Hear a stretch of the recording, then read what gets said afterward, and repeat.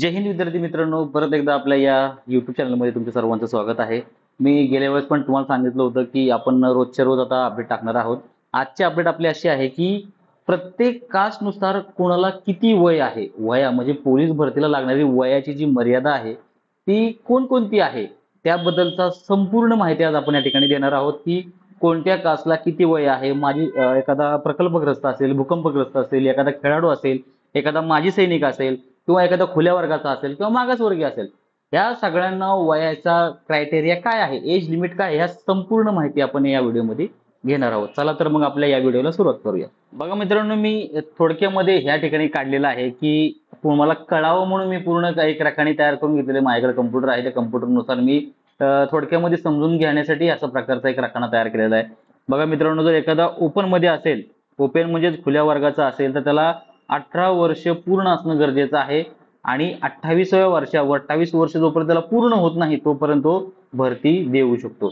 म्हणजे बघा मित्रांनो, एखादा जर ओपन असेल, समजा आता म्हणजे ओपन म्हणजे फक्त ओपन मधलंच नाही, पण मी जरा थोडंसं विषयांतर सांगतो की ज्याच्याकडे कास्ट सर्टिफिकेट नाही असा पण मुलगा ओपन मधनं फॉर्म भरतो, तर अशा सुद्धा जी मुलं आहेत त्यांना सुद्धा हे वयाच्या 28 वर्षापर्यंत तुम्ही ते भरती देऊ शकता. दुसरं आहे मागास वर्ग. मागास वर्गामध्ये मध्ये सगळ्या गोष्टी आल्या. मागास वर्गामध्ये जसे असतील अनुसूचित जाती असेल, जमाती असेल, ओबीसी असेल, एनटीसी असेल, ईडब्ल्यूएस असेल, एसटीबीसी असेल, हे सगळ्या प्रकारचे ज्या गोष्टी आहेत, म्हणजे जे वर्गवारी आहेत ते सगळं मागास वर्गामध्ये येतं. आणि याची सुरुवात सुद्धा 18 वर्ष पूर्ण पाहिजे आणि शेवट ते 33व्या वर्षापर्यंत देऊ शकतं. म्हणजे 33 पर्यंत त्यांचा एज लिमिट आहे, ते तेव्हापर्यंत ते देऊ शकतात. पुढचं आहे प्रकल्पग्रस्त. जे प्रकल्पग्रस्त उमेदवार आहेत त्यांच्यासाठी वयाच्या 18 वर्ष पूर्ण झाल्यापासून ते 45व्या वर्षापर्यंत, म्हणजे बघा मित्रांनो, एखादा कोणाचा प्रकल्पग्रस्त असेल किंवा भूकंपग्रस्त असेल तर त्यांना वयाचे 45 वर्षापर्यंत ते भरती देऊ शकतात.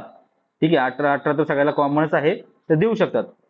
आता ह्यात मी विचारतील की माजी सैनिक जे असतात त्यांना 18 वर्षापासून ते त्यांचे उमेदवारांच्या सशस्त्र दलामध्ये झालेल्या सेवेइतका कालावधी अधिक 3 वर्ष, म्हणजे त्यांचा सेवेइतका जो कालावधी झालेला आहे त्याच्या अधिक 3 वर्ष असं ते भरती त्यावेळी देऊ शकतात.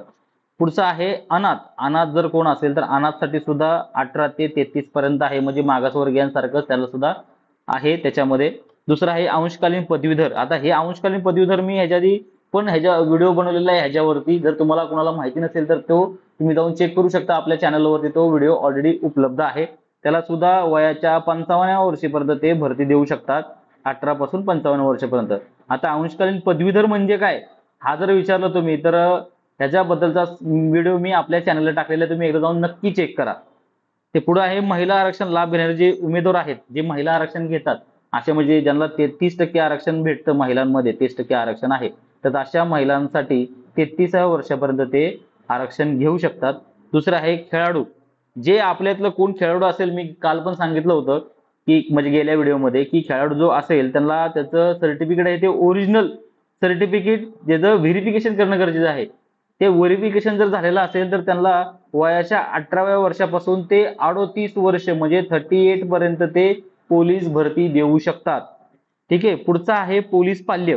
जे कोण आपले मित्र असतील, पोलीस लाईन बॉय जे असतील, त्यांना 18 पासून ते 33 वर्षापर्यंत ते देऊ शकतात. म्हणजे 33 पर्यंत आपले लाईन बॉय जे आहेत गँग सगळे ते त्या ठिकाणी देऊ शकतात. दुसरं आहे गृहरक्षक दल.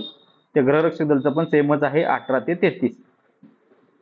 बघा मित्रांनो, ह्या पूर्ण रकान्यामध्ये लगभग मी सर्व काही सांगितलेलं आहे.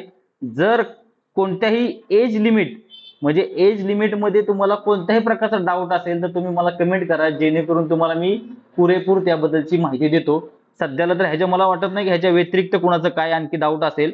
आणि आपण हळूहळू आता काय करणार आहोत की प्रत्येक विषयावरती 2-3 मिनिटाचे व्हिडिओ बनवणार आहेत, जेणेकरून तुम्हाला आपला चॅनल ओपन केला तर तुम्हाला कोणत्याही प्रकारची अडचण आली तर त्या प्रकारचा एखादा व्हिडिओ आपण तयार केलेला असेल. आणि ह्याच्या व्यतिरिक्त कोणताही तुम्हाला अडचण असेल तर मला सांगा, आपण त्या विषयावरती एखादा व्हिडिओ बनवून टाकूया, जेणेकरून कसं तुम्हाला त्याचा फायदा होईल. कोणताही तुम्हाला जो विषय अवघड वाटतो किंवा कागदपत्रामध्ये असेल, डॉक्युमेंट्स मध्ये असेल किंवा कुठल्या एजमध्ये असेल किंवा अभ्यासामध्ये असेल, कोणताही विषय असू द्या, तुम्ही मला कमेंट करा, त्या प्रकारचा व्हिडिओ मी तुमच्यापर्यंत पोहोचण्याचा पुरेपूर प्रयत्न करतो.